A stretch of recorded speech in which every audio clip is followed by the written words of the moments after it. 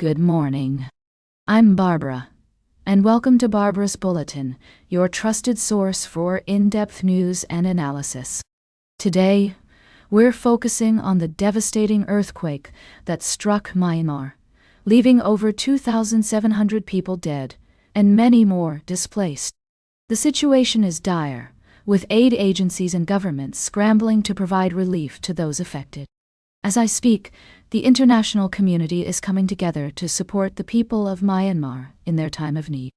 However, the crisis has also highlighted the complexities of the country's ongoing civil war, which has pitted the military junta against ethnic militias and resistance forces. According to reports, a Chinese Red Cross convoy carrying earthquake relief supplies was fired upon by the Myanmar military on Tuesday night. The incident has sparked concerns about the safety of aid workers and the ability of relief efforts to reach those in need. The junta has denied shooting directly at the vehicles, claiming that troops fired shots into the air after the convoy failed to stop despite being signaled to do so. China's foreign ministry has called for all parties to prioritize earthquake relief efforts, while the UN has condemned the airstrikes launched by the military in the aftermath of the quake as completely outrageous and unacceptable. As we navigate this complex situation, it's essential to acknowledge the humanitarian crisis unfolding in Myanmar. The country was already grappling with a civil war that has displaced over 3.5 million people and decimated the economy. The earthquake has only exacerbated the situation, leaving thousands without access to basic necessities like food, water, and shelter. Rebel groups have announced a unilateral ceasefire to support earthquake relief efforts, but the military has refused to do the same. This has raised concerns about the ability of aid agencies to operate safely in the affected areas. As we continue to monitor this developing story, it's crucial to remember that the people of Myanmar are at the forefront of our concerns. We will provide updates and analysis as more information becomes available, while also exploring the broader implications of this crisis for the region and the world at large. We'll be right back with more of today's top news on Barbara's Bulletin.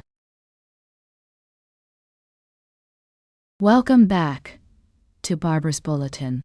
As we continue to navigate the complex landscape of American politics, a series of special elections held in Wisconsin and Florida has sent significant warning signs to Republicans and President Donald Trump. The results, which saw Democrats rallying against Trump's plans to reduce the federal government and the influence of tech billionaire Elon Musk, have been described as a wake-up call for the Republican Party. According to elections analyst J. Miles Coleman, who has been tracking these races closely, the outcome in Wisconsin was particularly noteworthy. Despite being backed by over $25 million from Elon Musk and affiliated organizations, the conservative judge endorsed by Trump fell short in the high-profile election for a seat on the Wisconsin Supreme Court. This surge in Democratic enthusiasm ahead of Republican turnout is a telling sign that the party's message is resonating with voters. As we delve into the details of these special elections, it's essential to consider the broader implications for the country. The Trump administration's immigration and economic policies, its handling of free speech, and the federal cuts made under Elon Musk's Department of Government Efficiency have all been points of contention. The fact that Democrats were able to capitalize on these issues in Wisconsin and Florida suggests that there is growing discontent among voters. In our analysis of the election results, 5 key takeaways emerge. Firstly, Democrats have demonstrated their ability to mobilize voters around specific issues, such as the perceived overreach of the Trump administration. Secondly, the influence of tech billionaires like Elon Musk on American politics is becoming increasingly significant. Thirdly, the Republican Party must reevaluate its strategy and messaging in order to regain traction with voters. Fourthly, the elections highlight the deepening divisions within the country, with voters increasingly polarized along party lines.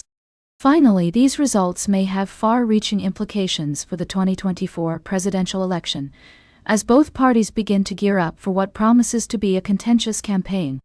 As we reflect on these developments, It's crucial to maintain a nuanced perspective and avoid drawing hasty conclusions. The American electoral landscape is complex and multifaceted, with numerous factors at play. However, one thing is clear. The results of these special elections serve as a warning sign for Republicans and President Trump, highlighting the need for a more effective response to the concerns of voters. We'll continue to monitor this story and provide updates as more information becomes available. In the meantime, we invite our listeners to share their thoughts and insights on the implications of these election results. Your perspectives are invaluable in helping us better understand the complexities of American politics. Stay tuned for our final story of the day, right here on Barbara's Bulletin.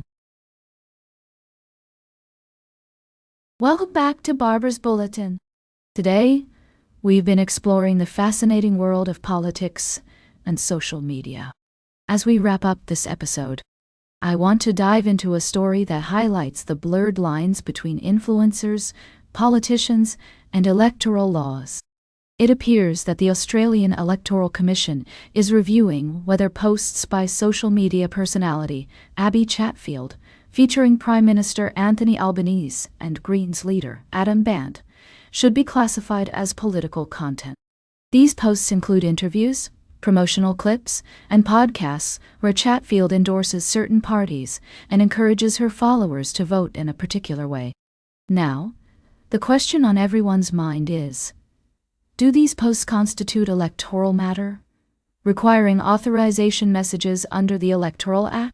The Commission will apply the dominant purpose test to determine whether the content is primarily political opinion or news media. This test considers factors such as whether the content is communicated publicly by a political entity, contains comments on political entities, or provides guidance on voting preferences.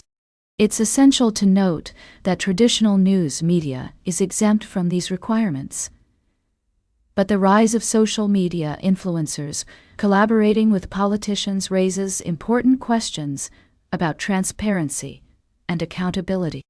As Senator Jane Hume pointed out, it's crucial for influencers to be upfront about their motives and any potential payments or sponsorships.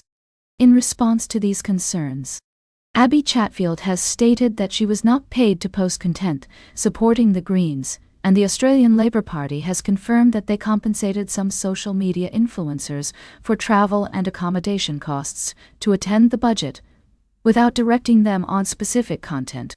As we navigate this complex landscape, it's vital to remember that electoral laws are in place to ensure fairness, transparency, and accountability. While social media has opened up new avenues for politicians to connect with voters, it's essential to maintain the integrity of our democratic processes. That's all for today's Barbara's Bulletin. Remember to like, share, and subscribe. And until next time, stay engaged.